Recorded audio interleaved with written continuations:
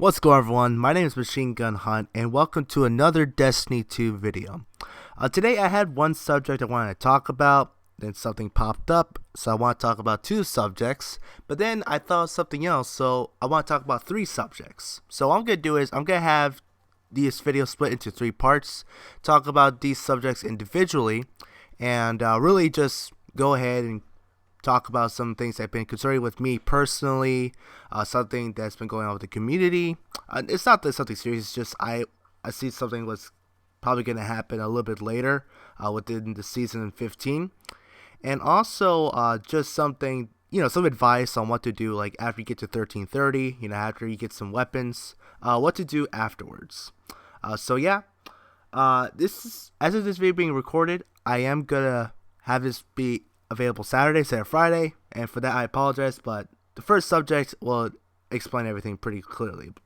So without further ado, let's just go ahead and get started and get to the first part of the video. Okay, so firstly, what's been going on recently with me personally is that I've been getting a lot of error codes. Now, the two biggest error codes I've been seeing is error code spinach, which is something that happens that if there's an error, you just go up to orbit. And then there's this other error code called Arugula, I think it's called. Now, what's been happening is I would play like in the middle of the game, like a whole bunch of enemies would freeze up, and it's basically 50-50 whether they actually like move forward and continue on with the game, or I get kicked out of orbit. Now, this has been going on for I would say a few days now, and it's been extremely frustrating. Now, I only seem to notice that this only happens with nightfalls as well as the, astral alignments and maybe some other activities. But it's basically been 50-50 for me, and it's been pretty annoying. In fact, I have actually went to the Bungie forum, and I'm not the only one who's been like talking about this. So I would at least notice that Bungie does know about this. It's just for some reason they haven't mentioned it already. So I just want to make this more, available to the public and just let them know that this has been going on for at least a week now. It hasn't been happening to me recently, but, I've done all the nightfalls and, like, the astral alignment stuff anyway, so it hasn't been that much of an issue recently. So, yeah, it's gotten so frustrating to some people to the point where they're just simply not going to play the game anymore until it's fixed. So, it's been frustrating, not only for me, but apparently for other people. And, what I've been trying to do is every time it happens, I just reset it, and then I play again, and it seems to fix it. It's not very convenient, so I just want to play Destiny, go ahead and get my loot and get everything done. And what sucks is that I get really close to beating a nightfall, and then I get kicked out of orbit, and then it's just over. Now you gotta do the whole thing all over again, wasting like 15 minutes. So, yeah, that's been extremely frustrating. Bungie, if you're listening to this, please fix it. And, error codes Arugula, and then error code spinach I've been getting the most with these type of error codes. So, yeah. If you guys have these issues like me, comment below if you have these issues, and who knows, maybe we can get more attention to this, because this definitely has been not only frustrating for me but for other people. So yeah, error codes, it's been happening. It's been like that since D1, but new ones come out. This one is especially like the most frustrating for most people, so honestly Bungie should fix this by now, and I haven't heard anything about Bungie help, so yeah, there's that.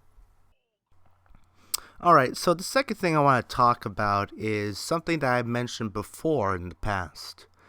So I was talking about how I was extremely concerned about Season 15 lasting for 6 months. And that was actually before we were announced that there was going to be the 25th anniversary for Bungie, basically having new content, having some new stuff coming out, and maybe even a dungeon. So that's actually very cool. We basically get like 2 seasons into one, and that's really cool and all that. However, it seems to be that once we get into like a month or two when that actually comes out, that's when things start slowing down, and we're not going to have anything until December. And it is at the beginning of October right now, so we got to wait about 2 months for this. So what I think what's going to happen is a lot of people are going to realize that some of the weapons from Season 15, if anything, is not going to be as worth it as Season 13 or even Season 14 gear. With Season 13, you have some great stuff like the threaded needle, the submachine gun was really good. Heck, even the sniper is okay if you get a good roll. With Season 14, you have the auto rifle, the machine gun, the freaking grenade launcher. That grenade launcher is OP, by the way. If you still don't have that, I recommend you get it. And you have all these different types of cool weapons and armor that are really good to grab. But with Season 15, it seems that you're getting more of niche weapons that were once not available. Now they're available. Like, for example, the Ikelos shotgun is available this season. So everyone's trying to get a good roll on that. Or there's the innate skate, which is a good hand cannon back in the first days of Destiny 2. So people are getting some good rolls on that. The comedian, for example, it can roll with subsistence, and you could use one for all, and that is an awesome roll. In fact, it's probably some of the best rolls for a PvE shotgun. You basically don't have to reload it at all times, and you can just kill one creature and you're good to go. But with the actual weapons such as the stasis hand cannon, the shotgun's good for PvP, but nothing else really. The auto rifle, the fusion rifle, the bow. The only reason why you would get these guns is either one, you actually like the archetype, which is for example the fusion rifle, which is a slow charging fusion, which lately hasn't been the best recently, but those have been personally my favorite, at least with PvE. But there's also a lot of times with these weapons, you don't want to have it so where it's only good for very niche characters, or really, I should say, really niche players. Like, for example, there's the hand cannon, and you can roll with Outlaw and Harmony. Harmony has a new perk where you can take advantage of new stasis abilities, but it doesn't seem very useful as much unless you're doing just regular activities like strikes or battlegrounds or whatever. It's not really an end game type of activity. It's just more that's something that's there that makes the game all pretty and stuff like that. So what I think it should happen is either one, buff a couple of the archetypes to make it more usable / viable, or two, make the perks even better. Like, instead of having Harmony, you cause a stasis block. A precision shot just makes it so that enemies around them freeze. That would be much better. However, it won't spread as much as the new exotic Acker's Sector, which by the way is OP. I might make a video about that. But something that rewards you for using a stasis weapon.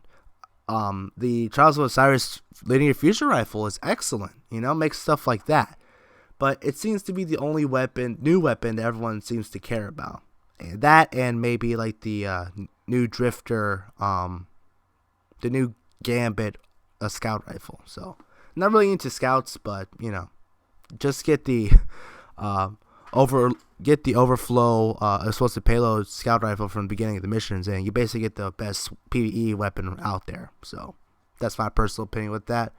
However, what's probably important is that Bungie should really look into actually not only revamping other weapons and actually keeping the roles that we had back in the past, but honestly, there's some weapons out there that are just so good that it wasn't even worth sunsetting. And again, I do feel this is a problem because of sunsetting, but little by little, they have been giving back weapons that weren't sunset. So it kind of gets to the point is, why did we sunset in the first place if these weapons are coming back? The Ikelos says, shotgun, I didn't expect that to come back. Now it's back. Sure, we have different options of good shotguns now, but, when do we get to the point where everyone missed out on an opportunity to get a shotgun, and now we're giving it back even though it's not as useful anymore? And if people were grinding for sunsetted weapons back then, before it was sunsetted, now it's just garbage now? Why on earth would we try to get that again in the first place? And I know Bungie's not going to sunset anytime soon, but it has been, kind of frustrating for lots of people. I know me personally, like I do like some guns that I keep, and it kind of leads to another problem with like vault space because even though it's sunsetted, a lot of these weapons still have some sentimental value with Guardians, and they just don't want to delete it. Me personally, I'm one of them. I have like over 480 stuff out of 500, and I still want to grind some weapons like Deep Stone Crypt stuff. I haven't done that raid yet, but yeah, basically more vault space, just make the weapons more viable / useful, and yeah, sometimes it's just good to have some exciting weapons that were old but they're still usable to this day. And I do like the new weapons, especially from season 13 and season 14, but I just feel that a lot of times useful weapons could still be useful as long as you don't take them away from us. And I really believe that was a big mistake on Bungie's part. But hey, hopefully, we can fix that a little bit. They have been honestly doing that for the past.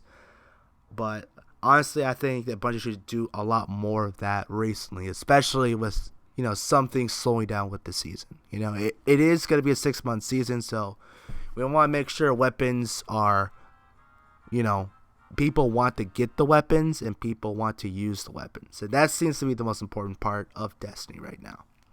So yeah, that seems to be a concern of mine. If you guys have questions for that, if you have the same concern, just comment below as well.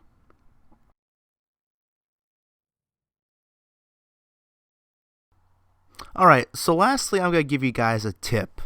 So what you guys want to do is once you get to 1330 power level, once you get to all of your, Vault of Glass, Deep Stone Crypt, Guardian Salvation stuff, you get all the weapons and stuff like that, I recommend you go ahead and farm for some high tier armor. Now, the best way to do it right now is you go to the Corrupted, okay? What's going to happen is it's actually going to be a lot faster than like the Splice events because you could do it within 10 to 15 minutes instead of taking like 20 minutes for each run. Plus, you have a chance of getting higher amounts of data point, dots. And you could use them to put in tier 3 armor. Now, tier 3 armor is guaranteed to give you a high roll. What you could use is a ghost perk where you can get a guaranteed high roll for another stat. So obviously the most popular one is going to be a combination of recovery and intellect. You have 3 of them per each character. Make sure you run a whole bunch of expunge Delphi, for example, or any expunge where it's very quickly to complete.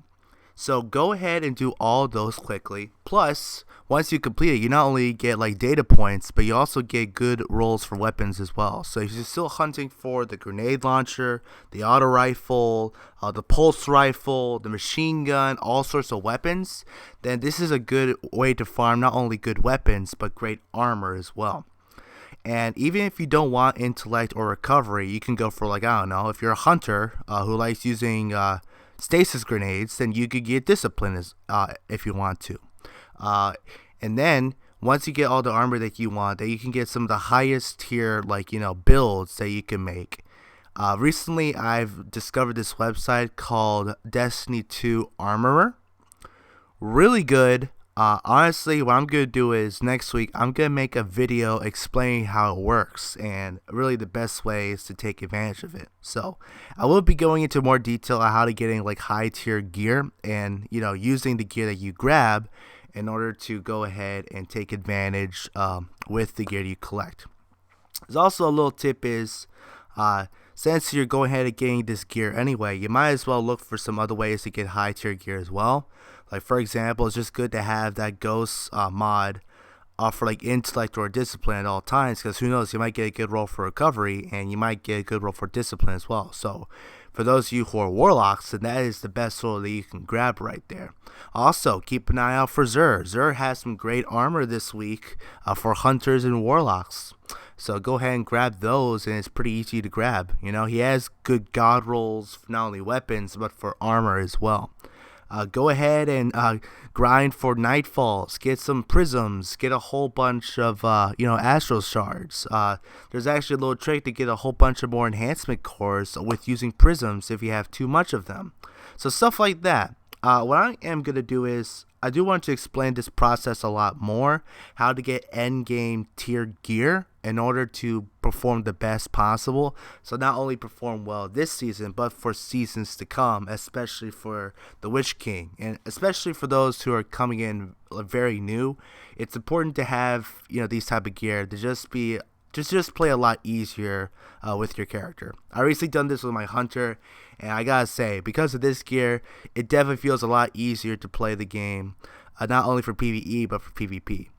Min-maxing is always good because it just makes it feel like you have more fun playing the game, so you don't have to worry about like stat and armor and stuff like that.